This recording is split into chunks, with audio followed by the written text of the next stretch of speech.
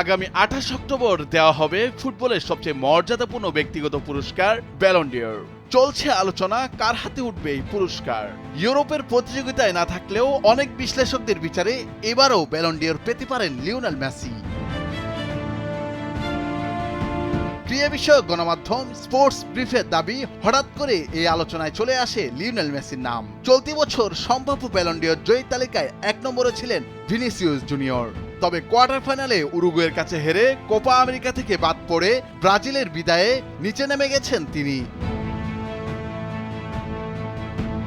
তালিকার শীর্ষে চলে এসেছেন ভিনি রিয়াল মাদ্রিদের সতীর্থ জুড বেলিংহাম।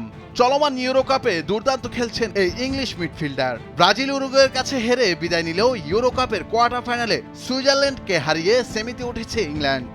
তার দল সেমিফাইনালে নেদারল্যান্ডসের মুখোমুখি হবে। ফাইনালে উঠলে ইংলিশদের লড়তে হবে ফ্রান্স কিংবা স্পেনের বিপক্ষে। টুর্নামেন্টে দুটি গুরুত্বপূর্ণ গোল করায় আবারও আলোচনায় এসেছেন বেলিংহাম। ইংলিশদের সেমিতে উঠতে উল্লেখযোগ্য ভূমিকা রেখেছেন তিনি। সার্বিয়ার বিপক্ষে তার গোলে 3 পয়েন্ট পায় তারা। স্লোভেনিয়ার বিপক্ষে অতিরিক্ত সময়ে তার গোলে জয় নিশ্চিত হয় গত আসরের রানার্স আপদের।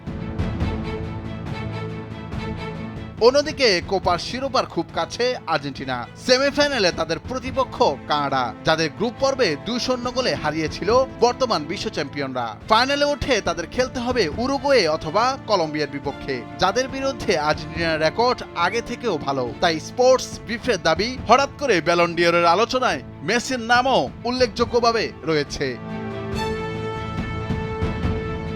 অন্যদিকে ভিনিসিয়াস জুনিয়র হতাশা নিয়ে শেষ করেছেন কোপা আমেরিকা। দুটি হলুদ কার্ড পাওয়ায় উরুগুয়ের বিপক্ষে খেলা হয়নি তার। যদিও রিয়াল মাদ্রিদকে উয়েফা চ্যাম্পিয়ন্স লিগ ও স্প্যানিশ সুপার কাপ জেতাতে সামনে থেকে নেতৃত্ব দিয়েছেন তিনি। কোপা থেকে ব্রাজিলের দ্রুত বিদায়ে ব্যক্তিগত পুরস্কার জেতার সম্ভাবনা কমে গেছে ভিনিসিয়াস জুনিয়রের।